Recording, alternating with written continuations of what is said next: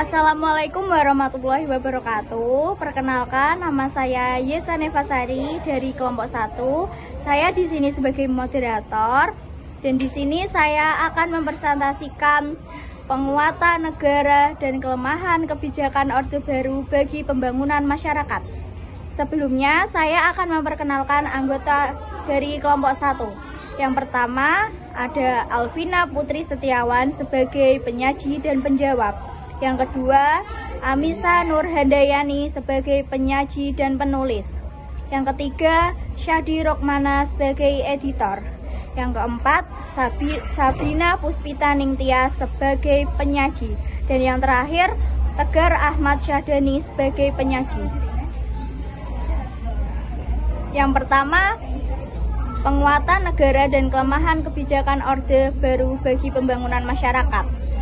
Pada awal pemerintahannya, Presiden Soeharto merancang beberapa konsep dan program pembangunan nasional yang berfokus kepada kesejahteraan masyarakat di sektor politik, ekonomi, sosial, dan budaya. Berikut beberapa kebijakan pada masa Orde Baru. Yang pertama, memindahkan poros politik hingga memberlakukan politik 3 warna. Yang kedua, stabilisasi penyeragaman. Yang ketiga, rehabilitasi ekonomi sebagai panglima pembangunan. Dan yang terakhir, penegakan hegemoni melalui sosial budaya. Selanjutnya akan dibacakan oleh anggota kelompok 1. Yang pertama, saya, Alvina Putri Setiawan, akan memaparkan sedikit materi mengenai 1. Memindahkan poros politik hingga pemberlakuan politik 3 warna. Pada masa Orde Baru, Indonesia mengubah politik luar negeri menjadi politik bebas aktif dengan fokus pada pemulihan ekonomi dan kerjasama internasional. Indonesia turut mendirikan ASEAN pada tanggal 8 Agustus 1967 bersama negara Asia Tenggara lainnya untuk mempercepat pertumbuhan ekonomi, menjaga perdamaian, dan meningkatkan kerjasama di berbagai bidang. Latar belakang berdirinya ASEAN yaitu sebagai berikut. 1. Persamaan senasib akibat ditindas bangsa penjajah. 2. Persamaan letak geografis yang strategis dalam percaturan politik dan ekonomi internasional. Untuk materi selanjutnya akan dibacakan oleh rekan saya, Tegar Ahmad Syadani. Saya Tegar Ahmad Syadani sebagai penyaji kedua.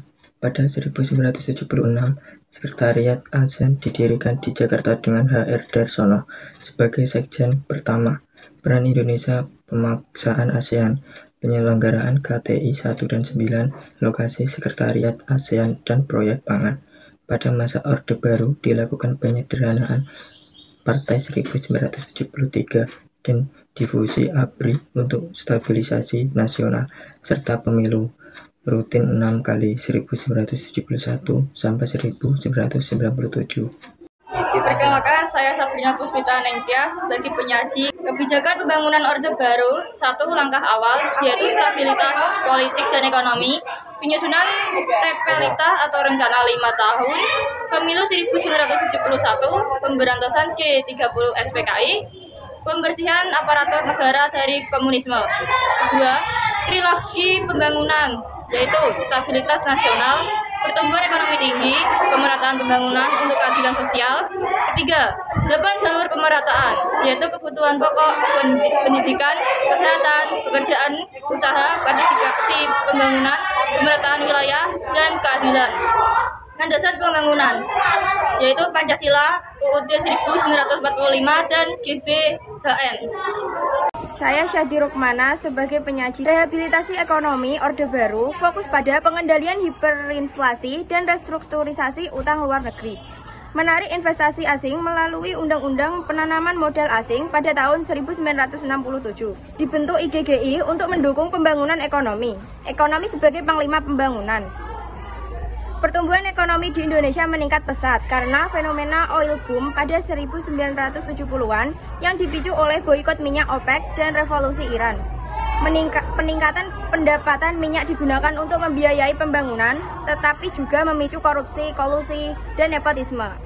Pada tahun 1980, pemerintah mendorong ekspor dan merelaksasi sistem finansial dengan mengizinkan bank asing membuka cabang di Indonesia. Keterbukaan finansial ini menyebabkan kesulitan dalam memonitor aliran uang. Selanjutnya akan dibacakan oleh Amisa. Saya Amisa Nurhindayani sebagai penyaji 5. Masa Orde Baru, periode ini menandai upaya besar-besaran pemerintah Indonesia dalam meningkatkan kesejahteraan masyarakat. Beberapa program unggulan yang digulirkan antara lain, yang pertama yaitu program transmigrasi, yang kedua program keluarga berencana atau KB, yang ketiga pembangunan kesehatan, yang keempat pembangunan pendidikan, dan yang terakhir peran perempuan.